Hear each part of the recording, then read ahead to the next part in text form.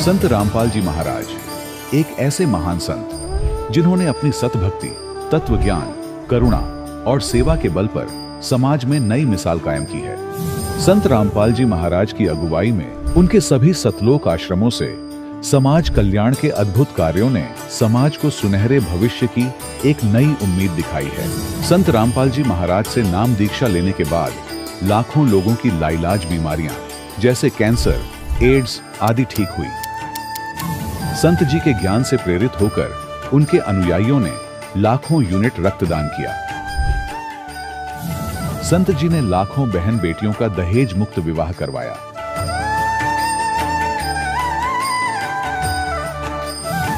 संत जी ने लाखों लोगों का नशा छुड़वाया, करोड़ों उजड़े परिवार बसे। संत जी के आश्रमों में समागम के दौरान निःशुल्क नेत्र चिकित्सा, दंत चिकित्सा प्रदान की जाती है। संत रामपाल जी महाराज द्वारा समय समय पर पर्यावरण संरक्षण के उद्देश्य से बड़े स्तर पर वृक्षारोपण किया जाता है। संत जी ने जरूरतमंदों को तत्काल राहत पहुंचाने के लिए एम्बुलेंस सेवा शुरू की। संत जी अपने अनुयायियों को देहदान के लिए प्रेरित करते हैं, जिससे मानवता की सेवा और चिकित्सा क्षेत्र में सुधार हो सके। संत रामपाल जी महाराज के सभी आश्रमों में हर रोज निःशुल्क भंडारा आयोजित किया जाता है, जहां हर वर्ग, हर जाति और हर धर्म के लोग एक साथ बैठकर भोजन करते हैं।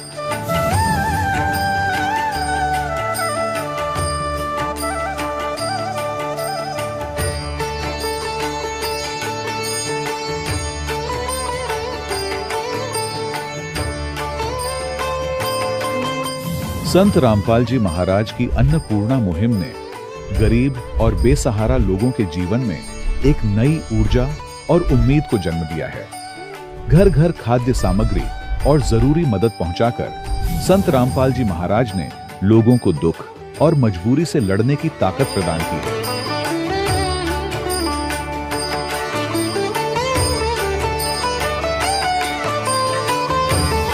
संत रामपाल जी महाराज द्वारा गरीब लोगों के लिए घर बनवाने का अद्भुत कार्य एक ऐसी मिसाल कायम कर रहा है जो सदियों सदियों संत जी की उदारता और दया भावना के तौर पर जाना जाएगा।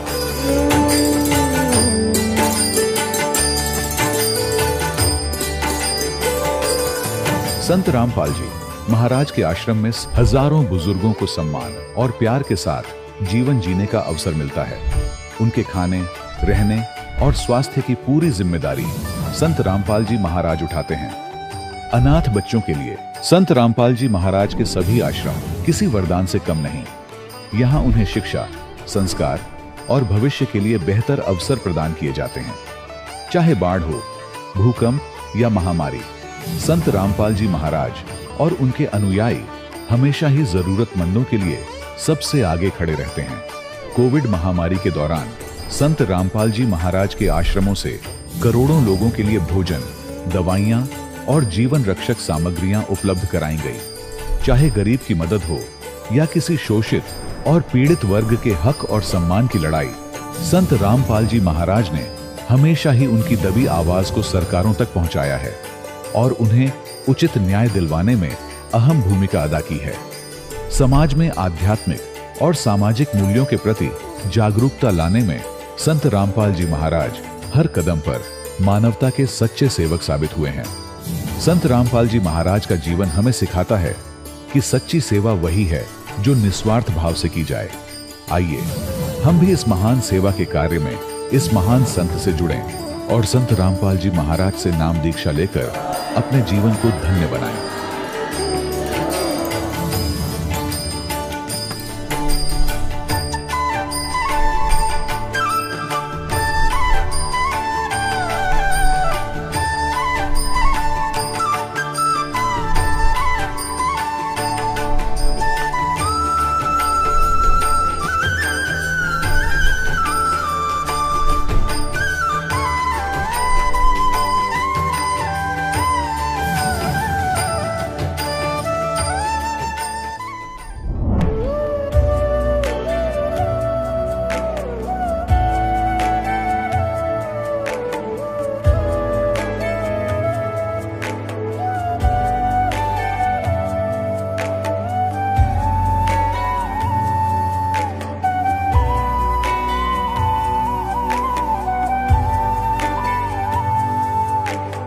गीता 18 के श्लोक नंबर 62 में भगवान स्वयं कह रहे हैं कि अर्जुन उस परमेश्वर की शरण में जा जिसकी कृपा से परम शांति व शाश्वत स्थान अर्थात सतलोक को प्राप्त होगा। वो परमेश्वर कौन है, कहां है, कैसा है, जानने के लिए कृपया अवश्य सुनिए जगत गुरु तत्वदर्शी संत रामपाल जी महाराज के अमृत वचन। दर्शकों, कहा जाता है कि परमात्मा अपनी आत्मा को किसी भी दुख व दर्द में नहीं देख सकता है, तो फिर भी हम इतने दुखी क्यों हैं? इसी तरह के तमाम सवालों के जवाब की तलाश में थे विक्रम सिंह जी, जो मध्य प्रदेश के धार जिले के रहने वाले हैं। इनका जीवन अनेक दुखों और कष्टों से घिरा हुआ था, लेकिन आज वो उन सब कष्टों से कोसों दूर आ चुके हैं। आखिर विक्रम जी को ऐसी कौन सी वस्तु मिल गई जिसने इनके जीवन के सभी कष्टों को हर लिया? आइए अब जानते हैं विक्रम जी की अनोखी कहानी उन्हीं की जुबानी। नमस्कार सर। नमस्कार सर, क्या नाम है आपका? विक्रम सिंह निनामा। विक्रम जी कहाँ से आए हैं? मैं ग्राम बिछिया, पोस्ट बड़ौदिया, तहसील सरदापुर, जिला धार, मध्य प्रदेश, भारत से हूँ। सर, संत रामपाल जी महाराज से नाम दीक्षा आपने कब ली? मैंने पूर्ण ब्रह्म परमेश्वर जगत गुरु तत्वदर्शी संत रामपाल जी महाराज से नाम दीक्षा मई 2012 में ली। सर, संत रामपाल जी महाराज से नाम दीक्षा लेने से पहले आप कोई भक्ति साधना करते थे? जी हाँ, मैं हिंदू धर्म में जन्म होने के कारण से मैं जो हिंदू धर्म में जो भी देवी देवता हैं, ब्रह्मा विष्णु महेश, माता दुर्गा जी, गणेश जी और हनुमान जी, ऐसे देवी देवताओं की सबकी पूजा पाठ करते थे, जो हमको हमारे पूर्वजों ने या बता रखी थी, वैसी करते रहते थे जी। सर, जो देवी देवताओं की आप पूजा करते थे, उन सभी पूजाओं से आपको क्या क्या लाभ हुए?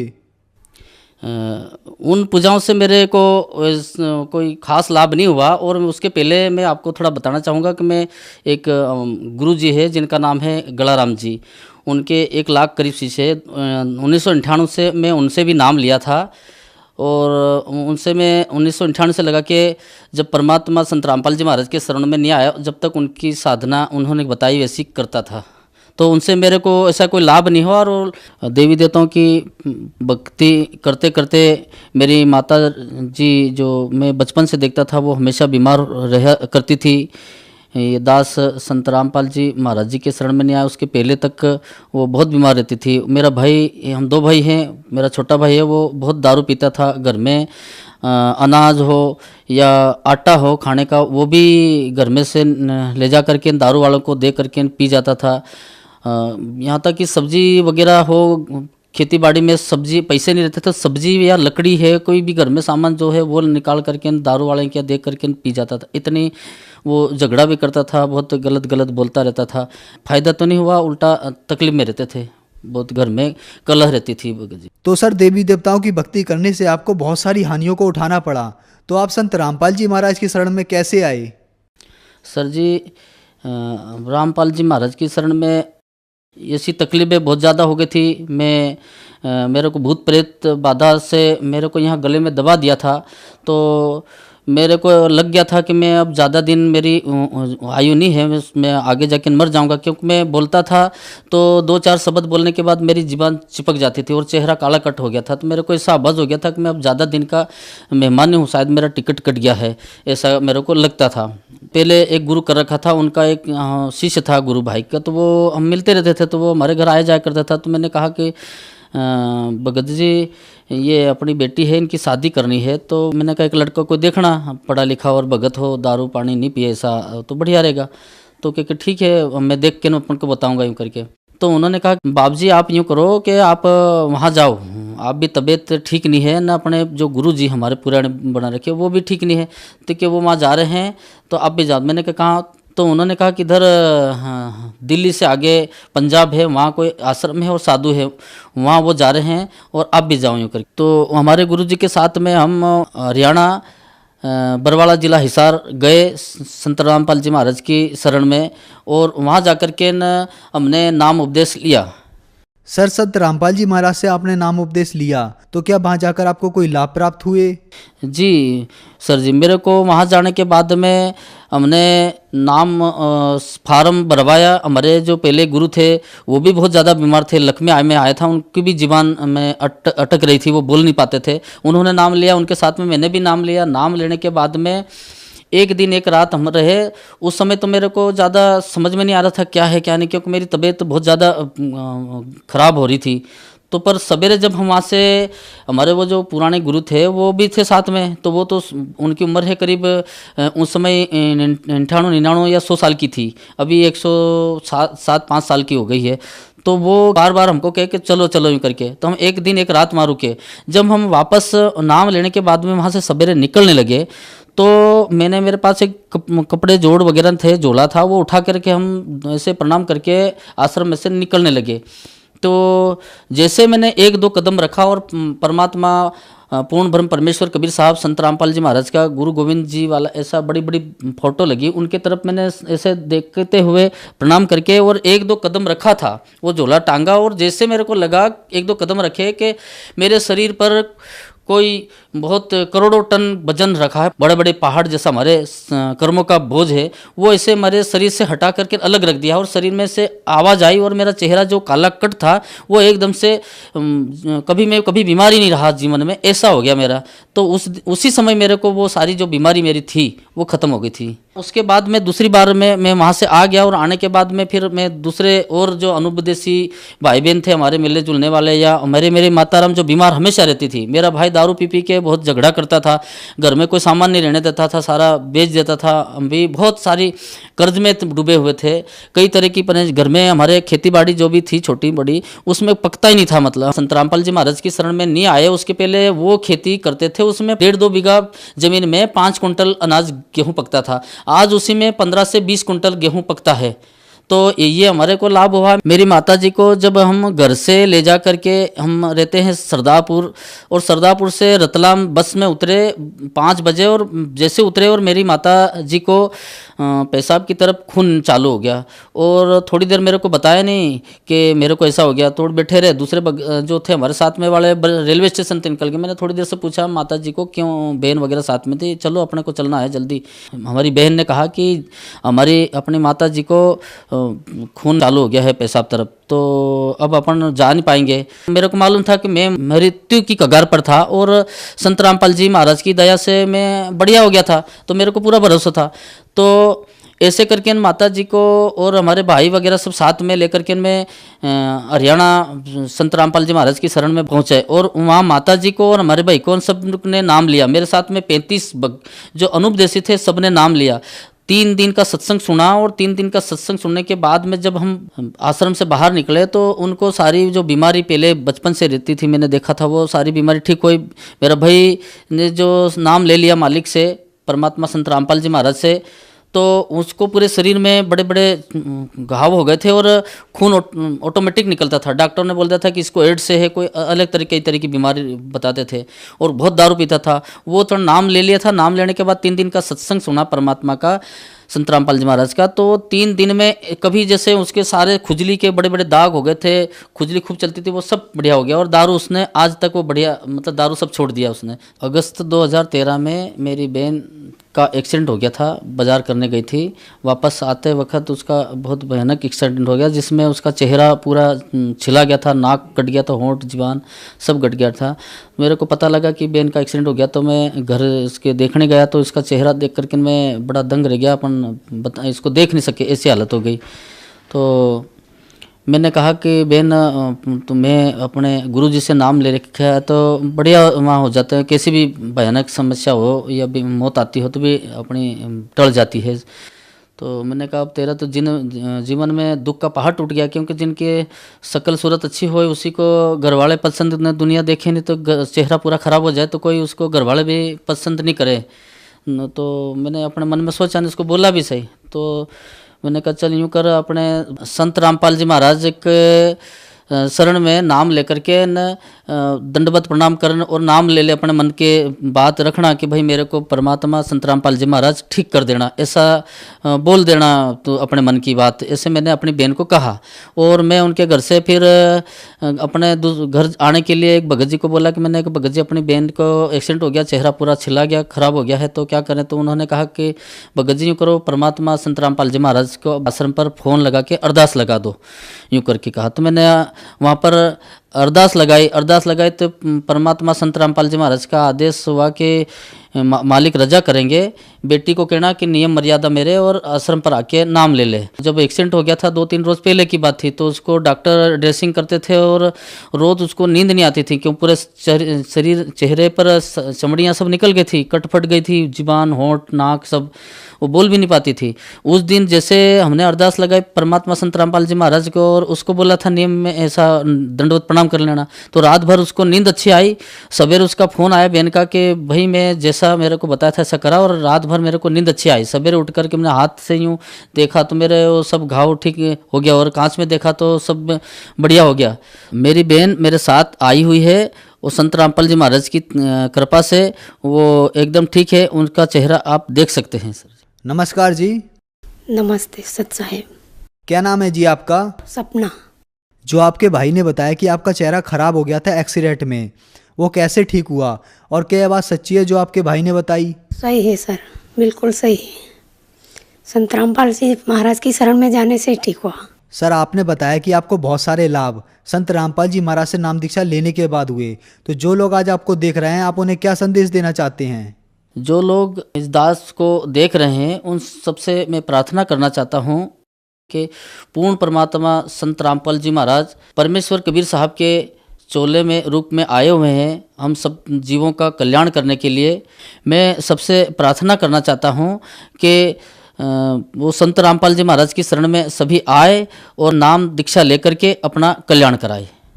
सर संत रामपाल जी महाराज से नाम दीक्षा कैसे ले सकते हैं? सर जी संत रामपाल जी महाराज से नाम लेने के लिए आज बहुत सारे चैनलों पर संत रामपाल जी महाराज का सत्संग आता है। उस सत्संग के नीचे नंबर आते हैं संत रामपाल जी महाराज के, उस नंबर पर फ़ोन करके जो भी अपने नज़दीकी नामदान केंद्र है वहाँ पर जाकर के नामदान ले और अपना कल्याण कराए।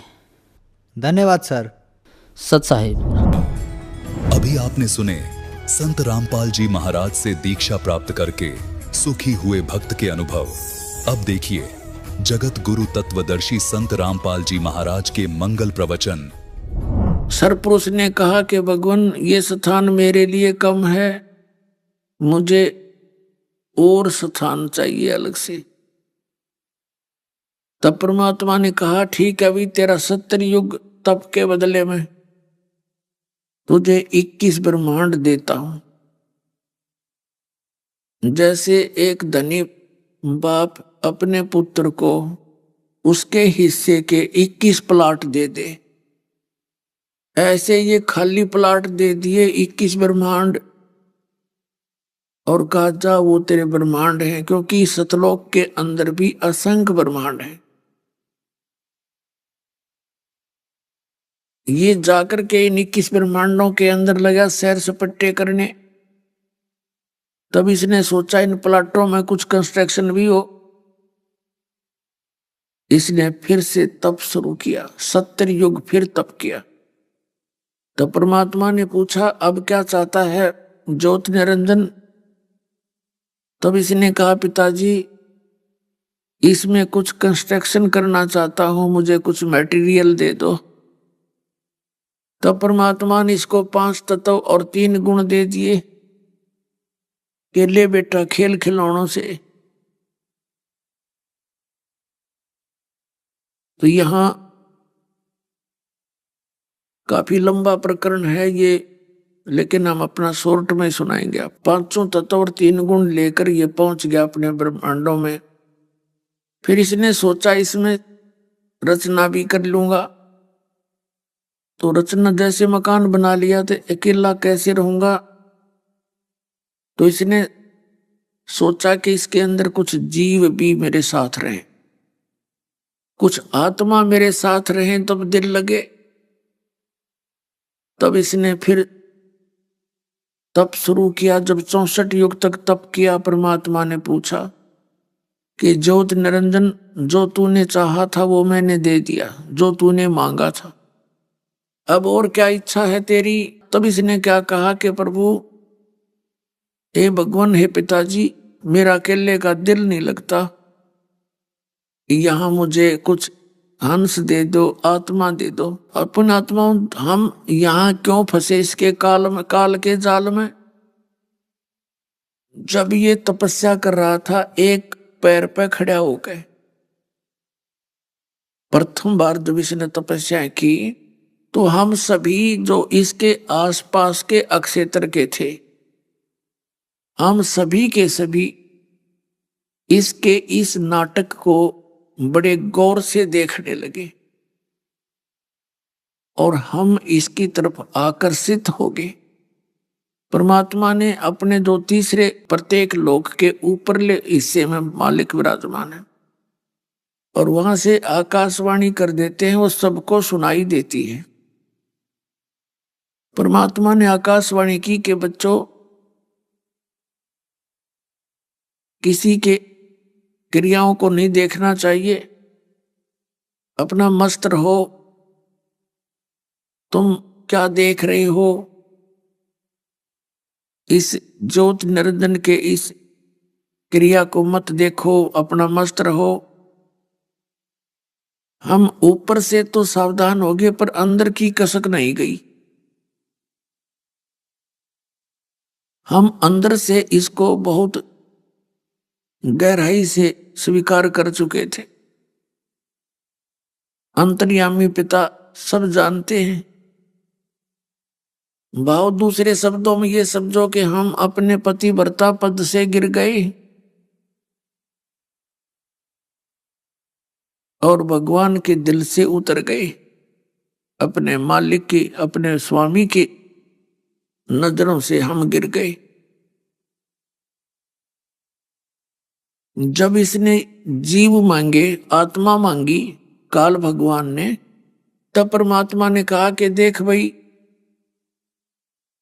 इस तेरे 64 युग के बदले में और प्लाट दे दूंगा, ब्रह्मांड दे सकता हूं, लेकिन ये आत्मा नहीं दूंगा, क्योंकि ये मेरा अंश है, ये मेरे शरीर से निकले। अपनी आत्माओं, उस मां से पूछना जो बच्चों को जन्म देती है, उसकी कितनी ममता होती है उन बेटा और बेटियों में। एक माई का एक पुत्र उत्पन्न हुआ, अपाहिज और माइंडलेस था वो बिल्कुल। ऐसे लाल पड़े, ऐसा टेढ़ा सा मुंह, ऐसे चिपका हुआ सा उसका सिर, यानी देखने में भी अभद्र लगे और लाल पड़े, टट्टी और पेशाब अंदर ही कर देवे। दास जब सर्विस करता था सरसा जिले में, किराए पर रहा करता था उसके, तब देखा करता था उस मां की ममता को। उस बच्चे को देखकर आदमी रोटी नहीं खा सकता, ऐसी स्थिति में था। और वो जब आ करता, रोना भी नहीं आता था, ना बोलना आता था, तो बाजी आती थी, आई आई मेरे लाल, आई मेरे लाल, और उसकी लाड़ लूड़ पूछ के मुंह मां धो के फिर प्यार करती थी। अपने आत्माओं कहने का भाव ये है कि उस परमात्मा कबीर भगवान के हम सभी बच्चे हैं, चिट्टी से लेकर हाथी और हिंदू मुस्लिम सिख ईसाई, ये सभी मनुष्य उस परमात्मा के बच्चे। अब उस भगवान को हम कितने प्यारे लगते हैं और हम कैसे यहां फंस गए और कितना हम कष्ट उठा रहे हैं, तो उससे देखा नहीं जा रहा। अब कैसे फंसे, ये कहानी इस अमर कथा से पता लगेगा।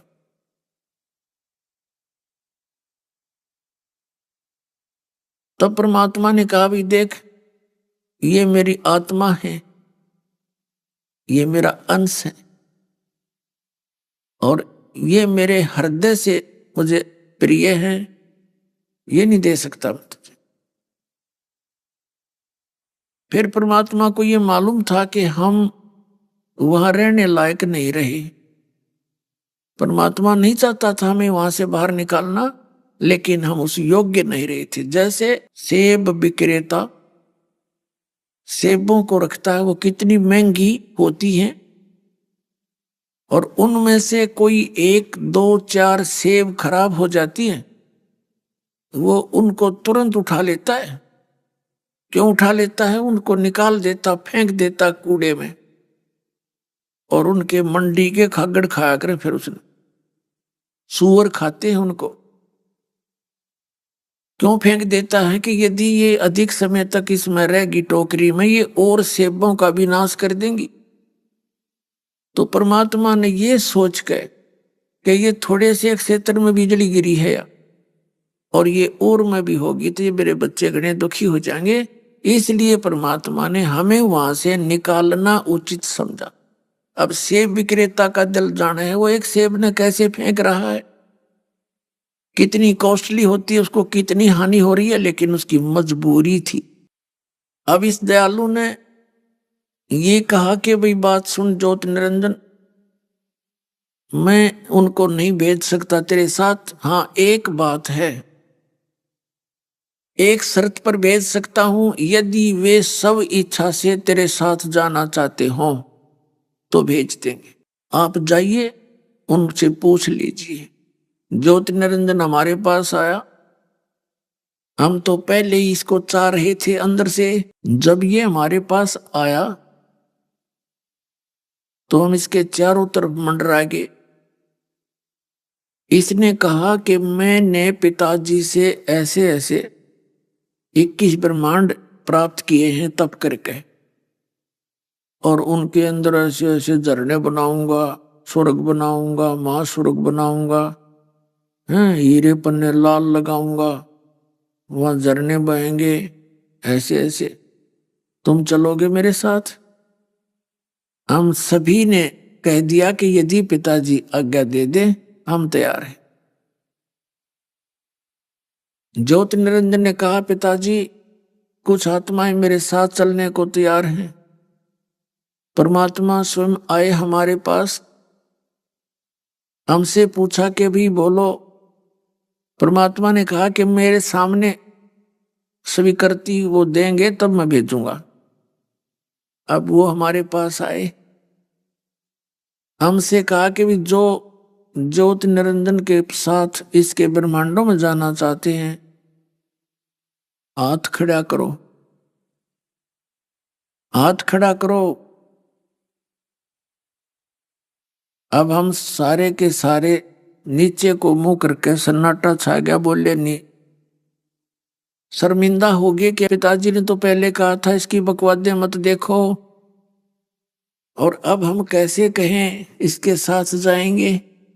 शर्मिंदा होकर नीची गर्दन कर ली। कुछ देर ऐसे ही हम शांत रहे तो परमात्मा ने कहा, ज्योति निरंजन आप तो कह रहे थे तेरे साथ जाना चाहते हैं, कोई भी नहीं बोल रहा, क्या तू झूठ बोल रहा था? उसी समय एक हंस खड़ा हुआ और कहा, पिताजी मैं जाना चाहता हूं। एक आत्मा खड़ा हुआ, उसके देखा देखी फिर हम सभी ने हाथ खड़े कर दिए, एक की बजाय दोनों कर दिए। हमने न सोचा कहीं यू अकेला सारी लूट लूट ले, वहां पर हम रह जा पीछे। तब परमात्मा ने कहा, ठीक है ज्योति निरंजन, जिन्होंने तेरे साथ जाने की स्वीकृति दी है उसके नंबर मेरे पास आ गए सबके। उनके नाम नंबर मैंने नोट कर लिए हैं अपने डायरी में, अपने अंतःकरण में। अब आप जाइए अपने उस लोकों में, ये सभी 21 ब्रह्मांड पहले वहीं थे, सतलोक में ही थे। एकांत स्थान में एक साइड में मालिक ने पटक रखा था इसको, तो ये चला गया अपने ब्रह्मांडों में। और उधर से परमात्मा ने क्या किया, जिस हंस ने जिस आत्मा ने सर्वप्रथम स्वीकृति दी थी उसका स्त्री रूप बना दिया, एक युवती लड़की बना दी, और हम सभी आत्माओं को रिड्यूस करके बीज रूप में उस लड़की के अंदर फीड कर दिया। जैसे इतनी बड़े बड़े मैटर को एक थोड़े से पेन ड्राइव में डाल देते हैं जिससे इतनी मोटी मोटी पुस्तकें बन जाती हैं, ऐसा समझो। और उस लड़की से कह दिया, बेटा मैंने तुझे शब्द शक्ति दे दी है वचन की, जितने जीव वो काल कहे तू उत्पन्न कर देना वचन से, शब्द से बोल देना, अपने आप वो सामने उत्पन्न हो जाएंगे। जैसे कंप्यूटर में डाउनलोड कर लेते हैं इंटरनेट से, कितनी मोटी मोटी पुस्तक फिल्म तक भी हो जाती है, ऐसे।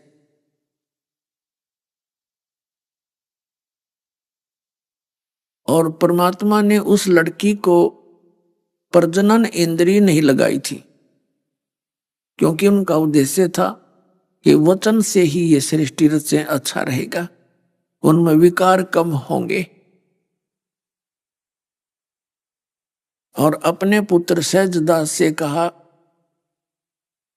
कि सहजदास इस लड़की को, अपनी बहन को ज्योति निरंजन के पास छोड़िया और उसको बता देना कि मैंने इसको वचन शक्ति दे दी है, जितने जीव तू कहेगा ये उत्पन्न कर देगी। जैसा आदेश था परमात्मा का, सहजदास ने जाकर इस ज्योति निरंजन काल को सुना दिया और लड़की को वहां छोड़ दिया, वापस अपने द्वीप में आ गया। अब युवा होने के कारण लड़की का रंग रूप निखरा हुआ था, ज्योति निरंजन के मन में दोष आ गया, इसके अंदर काम वासना है भी होगी, और इसने उस लड़की के साथ बदतमीजी करनी चाहिए। तो पुण्यात्माओं, जो लड़की सबसे पहले आत्मा की लड़की बनाई थी वो प्रकृति कहलाई दुर्गा। इसने इस दुर्गा देवी के साथ बदतमीजी करनी चाहिए, ये समझ गई उसके गलत इरादे को, और कहा ज्योति निरंजन बात सुन, देख पहले तेरी उत्पत्ति हुई और बाद में हमारी उत्पत्ति हुई, उसी परम पिता का तू पुत्र, उसी की मैं पुत्री, दोनों बहन भाई हम, और तू ये जुल्म ना कर मेरे साथ। मेरे को शब्द शक्ति है, जितने जीव तू कहेगा मैं वचन से उत्पन्न कर दूंगी। पर इसने इतना कामांध हो गया, ये भूल गया सब मर्यादा है और हद से ज्यादा बढ़ गया।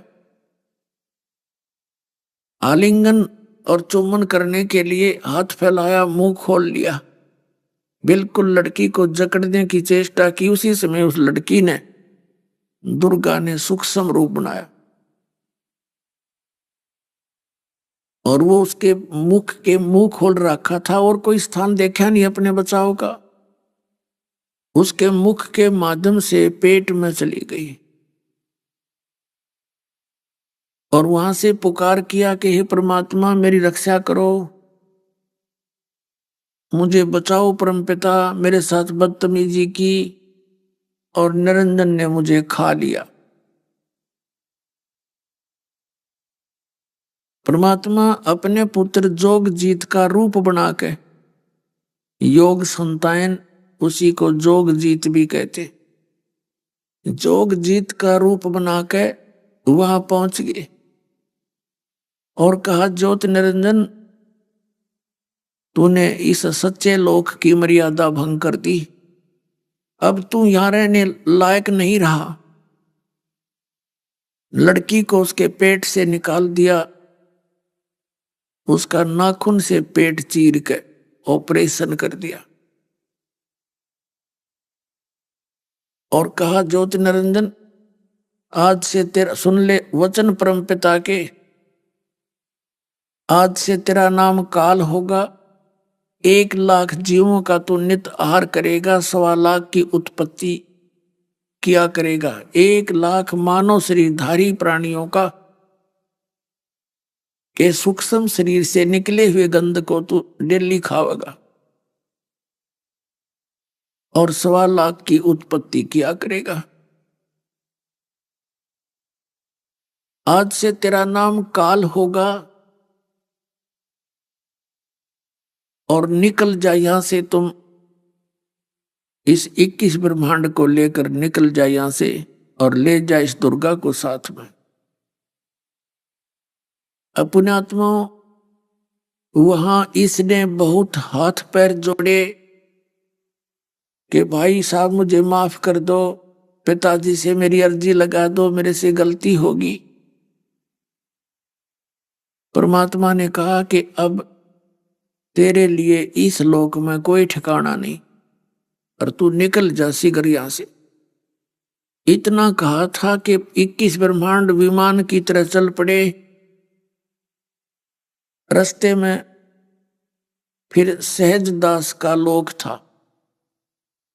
जब ये 21 ब्रह्मांड लिए आ रहा था तब इसने वहां इन ब्रह्मांडों को रोका थोड़ी देर के लिए, सेकंड के लिए, कुछ समय के लिए, और सहजदास से प्रार्थना की कि मेरी अर्ज लगा दो भगवान से, पिताजी से, मुझे क्षमा करवा दो। तो सहजदास परमात्मा के पास पहुंचे, क्योंकि सतलोक बहुत लंबा चौड़ा है, वहां सेकंडों के अंदर जाता है, क्योंकि वहां विमान अपने शरीर ही विमान है उनके।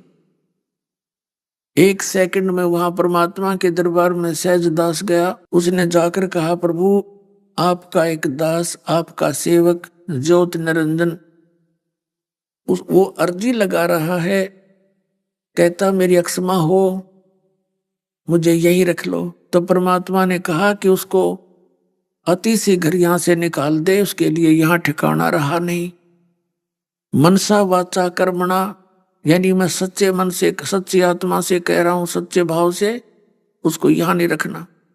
सहजदास तुरंत वापस आए और कहा भी हमने तो मालिक से अर्ज करी थी, पर तेरी अर्जी मंजूर हुई नहीं, आप निकल जाओ यहां से। उसी समय उसका विमान फिर वहां से 21 ब्रह्मांड चल पड़े। ये 21 ब्रह्मांड वहां से चलकर सतलोक से 16 शंख कोश की दूरी पर आ गए।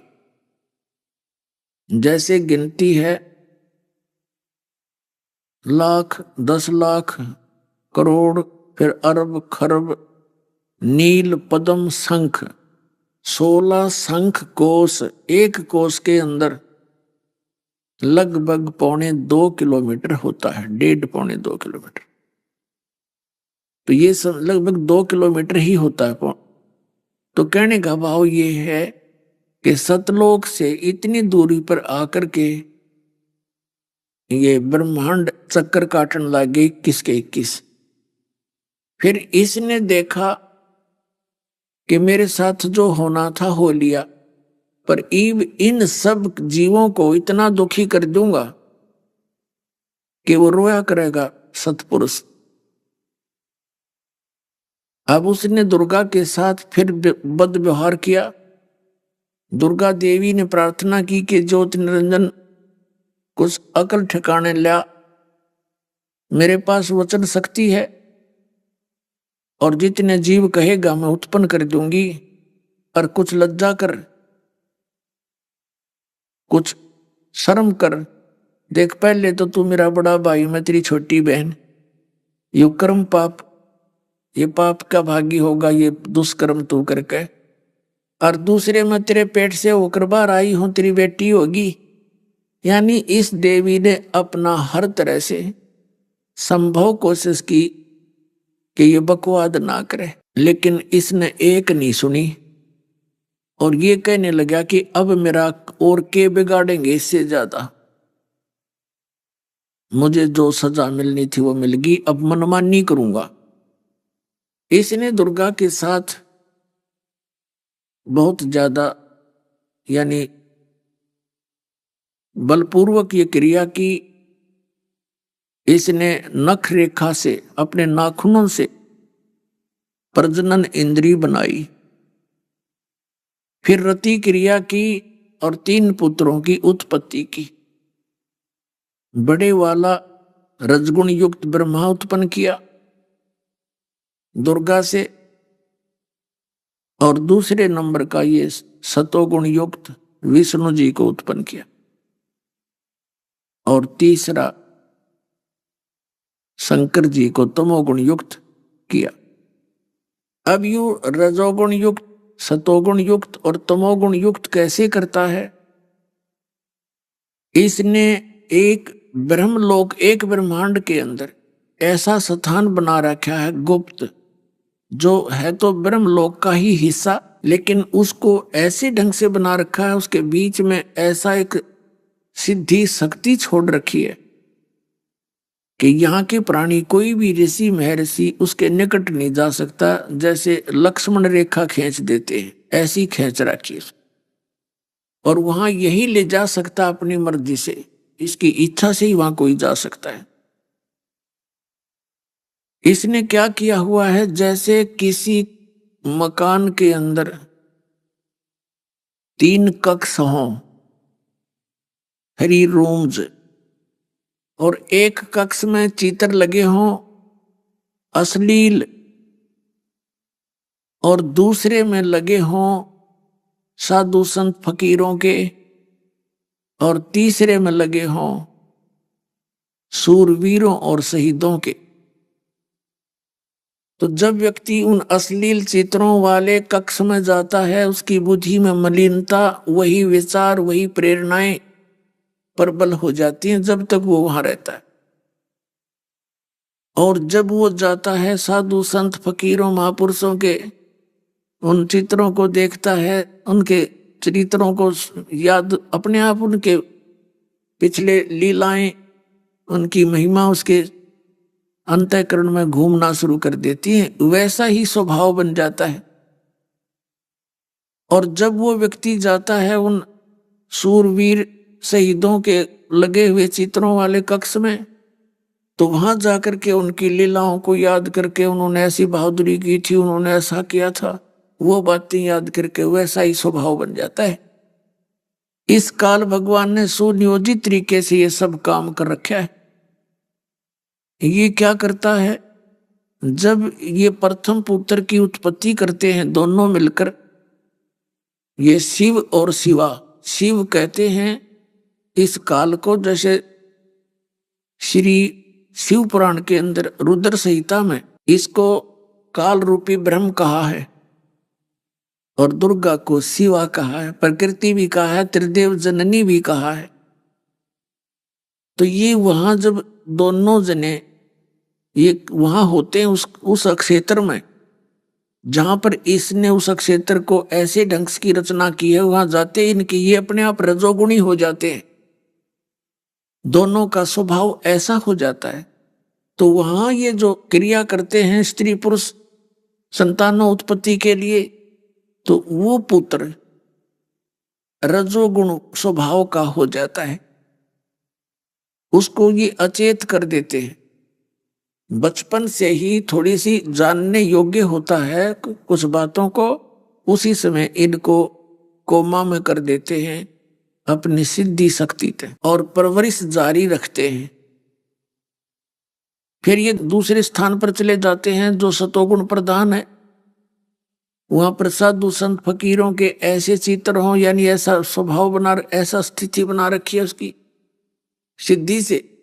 तो वहां जब दोनों के संयोग से जो पुत्र उत्पन्न होता है, वो ऑटोमेटिकली स्वतः सतोगुणी बन जाता है। इसी प्रकार तीसरे स्थान पर जो तमोगुण प्रधान है, वहां जाते हैं तो इन दोनों के संयोग से जो पुत्र उत्पन्न होता है वो स्वतः तमोगुणी हो जाता है। इस प्रकार उनका नाम रख देता है ब्रह्मा, विष्णु और शिव। जब ये रजोगुण प्रधान क्षेत्र में होता है तो वहां स्वयं तो ब्रह्मा रूप बना लेता है 5 मुख वाला, और दुर्गा को वहां सावित्री रूप में रखता है। तो इन दोनों के उस आकृति, उस बॉडी के अनुरूप ही उत्पन्न होने वाले बालक की शकल बन जाती है। इस प्रकार इन्होंने दोनों ने फिर 3 पुत्र उत्पन्न किए और दुर्गा से ये कह दिया कि मुझे श्राप लगा हुआ है 1 लाख मानव शरीरधारी प्राणियों का नित्य आहार करने का, और मेरे विषय में तू किसी को जानकारी ना देना, नहीं तो मेरे प्रति नफरत हो जाएगी और ये बच्चे मुझसे दूर चले जाएंगे और तू मेरा भेद किसी को नहीं देगी। अगर तूने मेरा भेद दिया तो मुझसे बुरा नहीं होगा। अपनात्माओं, दुर्गा ने और हम सब ने अपने पैर पे आपको हाड़ी मारी। हम अपने सुखदाई भगवान से दूर हो गए और इस नकली पर आसक्त हो गए। अब फिर हम यहां आकर के कितने दुखी हो रहे हैं। आगे सृष्टि रचना ऐसे है कि दुर्गा ने फिर काल ने कहा कि जब तक ये बच्चे युवा हों इनको अचेत रखना और इनको बेहोश रखना, परवरिश जारी रखना, और जब ये युवा हो जा तो इनका विवाह कर देना। अपने वचन से तू लड़की उत्पन्न कर लेना, लेकिन मेरा भेद ना देना। और मैंने प्रतिज्ञा कर ली है कि मैं किसी को भी दर्शन नहीं दूंगा, मैं किसी के समक्ष अपने वास्तविक रूप में नहीं आऊंगा। तब इस दुर्गा ने कहा कि ज्योति निरंजन, मैं एक अबला औरत इतने बड़े ब्रह्मांडों को कैसे चला पाऊंगी, और तू गुप्त रहेगा तो मैं कैसे संभालूंगी इतने काम को। तब उसने कहा कि जो कुछ करना है वो मैं ही करूंगा, तू चिंता ना कर, लेकिन एक ध्यान रखना, मेरे बारे में कुछ नहीं बताएगी, और ये बच्चे जब सियाने हों, भगवान की खोज ये चाहें तो बता देना परमात्मा निराकार है। मैं किसी भी साधना से, किसी भी क्रिया से कभी किसी को दर्शन नहीं दूंगा, ये मेरी प्रतिज्ञा है। अपनात्माओं, दास जो ये अमर कथा यथार्थ सृष्टि रचना आपको सुना रहा है, आपको ऐसा लगेगा जैसे कोई दंत कथा है, बनावटी सी बातें हैं, लेकिन ये 100% सत्य हैं। अभी आपने सुने संत रामपाल जी महाराज के मंगल प्रवचन। आइए अब सुनते हैं संत रामपाल जी महाराज से नाम दीक्षा लेकर सतभक्ति करके अद्भुत लाभ प्राप्त करने वाले अनुयायी के विचार। दर्शकों, जिस प्रकार रोगी को औषधि मिलने से रोग से राहत मिलती है, इसी प्रकार विकार युक्त प्राणी को ज्ञानवर्धक पुस्तकों का अध्ययन करने से विकार मुक्त जीवन जीने की नई राह मिलती है।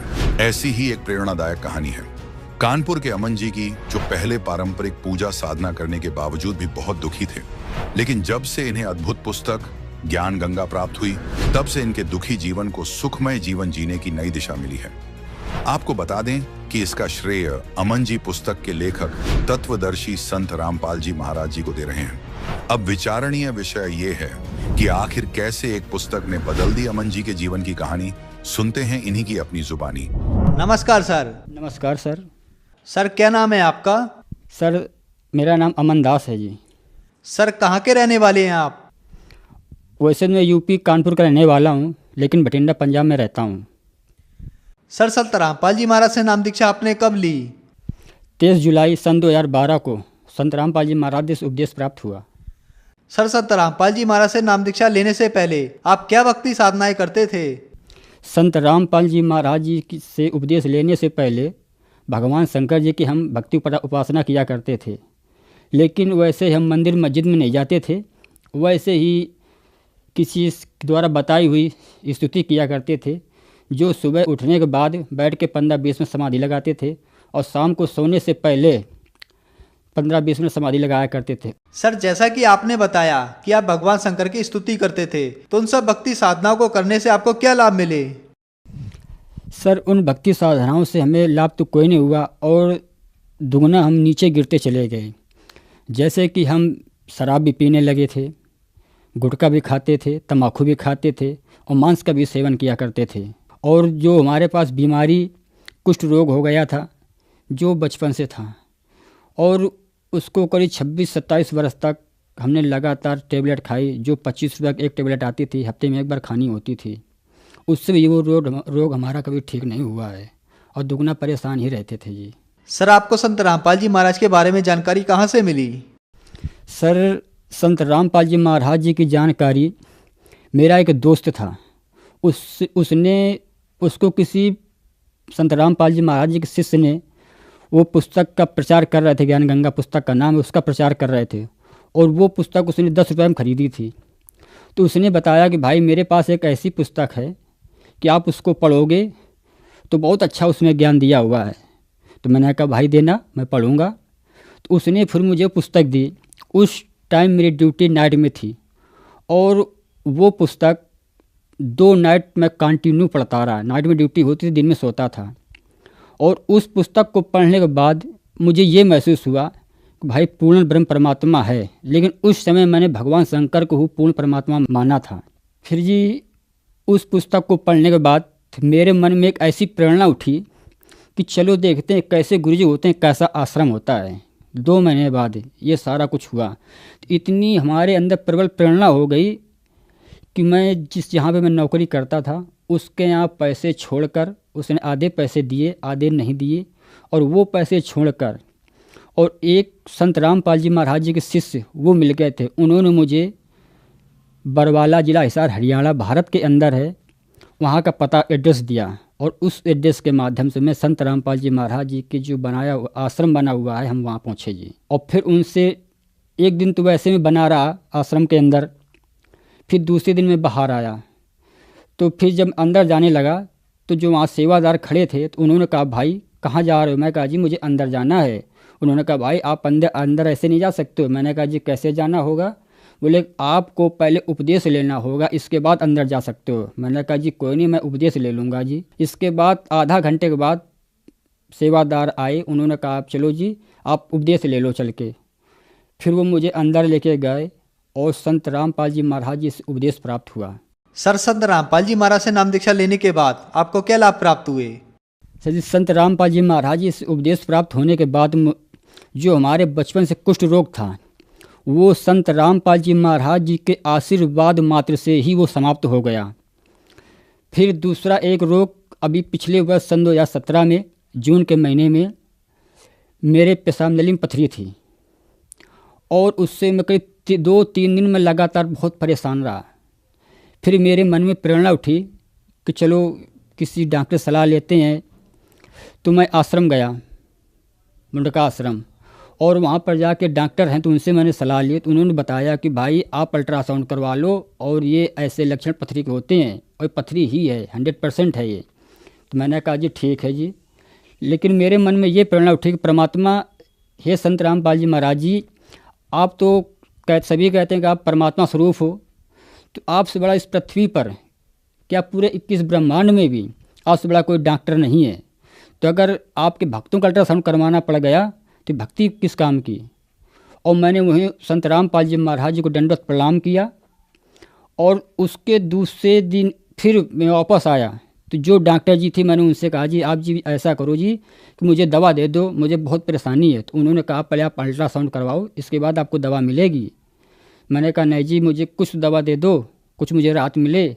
तो उन्होंने मुझे 2 खुराक दवा दी, उसमें 4 गोलियां थी। बोले ऐसा करो आप एक अभी खा लो, एक फिर शाम को खा लेना। वो मैंने 2 गोली उस टाइम खाई और 2 शाम को खाई। रात को सो गया तो रात को करीब 1-2 बजे के आसपास मेरे पेशाब में ऐसी जलन हुई कि मैं बाथरूम करने के लिए गया तो बिल्कुल मांस का टुकड़ा ऐसे कट के निकला कि बिल्कुल जैसे बहुत तेज धार से कोई पत्थर सा निकले, ऐसा खटाक से बाहर निकला। तब मुझे राहत मिली जी। वो दिन है कि आज का दिन है जी, जो आज तक मुझे ना तो वो कहीं दर्द समझ में आया और ना कोई पथरी रही, आवाज़ में बिल्कुल ठीक ठाक हूँ जी। और मैंने ऑपरेशन भी नहीं करवाया, ना कोई अल्ट्रासाउंड करवाया है, बिल्कुल ठीक हूँ जी। और मेरी वाइफ है, उनको भी पेट में पथरी थी। सबने सब कुछ कह दिया कि भाई पथरी अल्ट्रासाउंड करवा लो, पथरी अल्ट्रासाउंड करवा लो।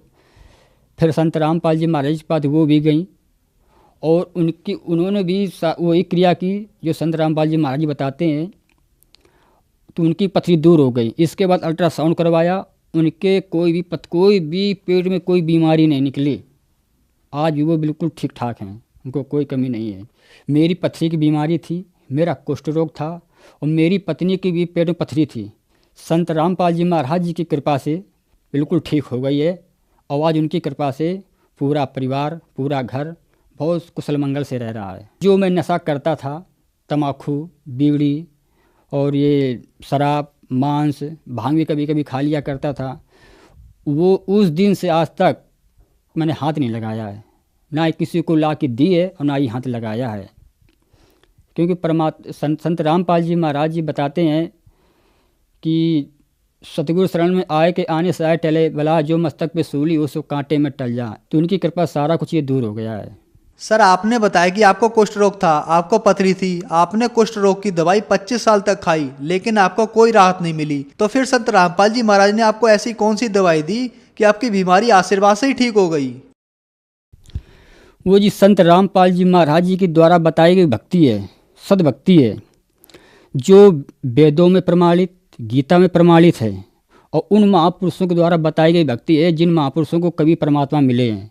तो वो मंत्र एक ऐसी शक्ति है जिससे सारे रोग दूर हो जाते हैं और वो इस पृथ्वी पर सिर्फ संत रामपाल जी महाराज जी के पास वो मंत्र उपलब्ध हैं। वो जो उनका शिष्य, जो उनका अनुयायी बनता है, वो मंत्र उन्हीं को दिए जाते हैं और उन मंत्रों में इतनी प्रबल शक्ति है कि मौत भी टल जाती है। ये रोग क्या चीज़ है जी। सर, जो श्रद्धालु आज आपको देख रहे हैं, आप उन्हें क्या संदेश देना चाहेंगे? सर, दास ये संदेश तो नहीं दे सकता है। ये दास इस पृथ्वी पे जितने मानव प्राणी जीव हैं, मनुष्य शरीर प्राप्त प्राणी हैं, इन सबसे हाथ जोड़कर प्रार्थना करना चाहता है कि अगर जो इन रोगों से, इन व्यसनों से, विकारों से दूर नहीं हो पा रहे हैं, तो वो संत रामपाल जी महाराज जी की शरण में आए और अपना ये उस मंत्रों की भक्ति की शक्ति के द्वारा सारे रोग दूर हो सकते हैं। और उसकी जानकारी प्रत्येक चैनलों पर संत रामपाल जी महाराज सत्संग आते हैं और उनसे आप उपदेश प्राप्त करें, दीक्षा प्राप्त करें और सदमंत्र प्राप्त करें जो प्रमाणित हैं, उनसे सारे रोग दूर हो सकते हैं। सर, संत रामपाल जी महाराज की शरण में कैसे आया जा सकता है? सर, कई चैनलों पर संत रामपाल जी महाराज सत्संग आते हैं और उनके नीचे एक पीली पट्टी चलती है, उसमें नंबर लिखे होते हैं। आप उन नंबरों को अपने मोबाइल से डायल करें, संपर्क करें और उनसे जानकारी लेकर आपको नज़दीकी नामदान स्थल बताया जाएगा। आप वहाँ उपदेश लेकर के अपने मानव जीवन का कल्याण करा सकते हैं। सर, आपने बताया कि आपको 25 साल से कुष्ठ रोग था, पथरी की बीमारी थी। संत रामपाल जी महाराज से आपने नाम दीक्षा ली और आपकी बीमारियां ठीक हो गईं। तो आपकी तरह बहुत सारे लोग हैं जिनको बहुत सारी बीमारियां भी हैं, तो क्या उनकी भी बीमारियां ठीक हो सकती हैं? और ठीक हो सकती हैं तो कैसे ठीक हो सकती हैं? सर, 100% है, 101% है कि सारी बीमारियां ठीक हो सकती है। इस पृथ्वी पर ऐसा कोई रोग नहीं जिसकी दवा नहीं बनी है। और जब कभी परमेश्वर की भक्ति ऐसी है जो संत रामपाल जी महाराज जी देते हैं, उस भक्ति के आधार से मर्यादा में रहकर भक्ति करने वालों को परमात्मा सारे पापों को नाश कर देता है। ये जो बीमारी, परेशानी, नशा, शराब, मांस खाने वाले विकारों से परेशान रहते हैं, तो वो इस भक्ति के प्रभाव से सारा कुछ दूर हो सकता है। अगर वो शरण में संत रामपाल जी महाराज शरण में आएँ और उनके बताए द्वारा भक्ति विधि को अपनाएं, तो ये रोग कोई बड़ी चीज़ नहीं है, बहुत छोटी चीज़ है। जब संत रामपाल जी महाराज जी कैंसर जैसे भयंकर बीमारी को काट सकते हैं, मौत को भी टाल सकते हैं, तो छोटी बीमारी कोई बड़ी चीज़ नहीं है। आप इनसे मुक्ति पा सकते हो, लेकिन ये मुक्ति आपको तभी मिलेगी जब संत रामपाल जी महाराज जी से उपदेश प्राप्त करेंगे। धन्यवाद सर। धन्यवाद जी।